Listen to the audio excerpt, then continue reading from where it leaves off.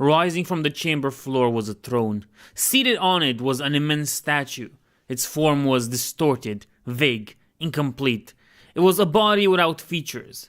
The Lithian world had been abandoned too long, and what had been left behind had lost its essential connection to the Eldar.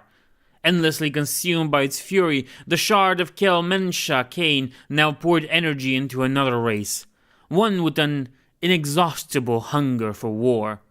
From this single point far beneath the surface of Lepidus Prime, Rat called to the Orks.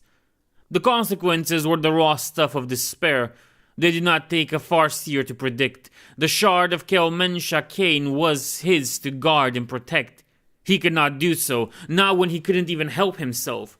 Broken in fetters, he had no recourse other than to pray to murdered gods and a splintered one that the shards remained hidden. He tried to divine if it would, but when he sent his consciousness out onto the sky, he ran into the disordered psychic fury and energy of the Orks.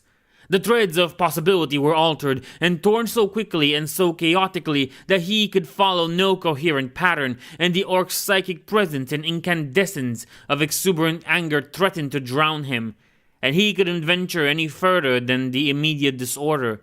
He had no runes. They too had been taken from him. He had nothing to guide him out and back along the temporal weave. "If you know what just happened, tell us," Babrin told Elisat, quickly. The salamanders were only meters from the exit, but taking it was no longer a viable strategy. An unending river of orcs flooded in through the gate. There was no way out. There was a fragment of Khaine, our god of war on the planet. The orcs respond to it, and it to them. If a being as powerful as the orc warlord were to come into direct contact with the shard, he would be invincible. "He is doing a passable imitation of that state now," Neleus said, as the Overfiend continued to shrug off bolt rounds. He was seconds away. "The shard is still distant.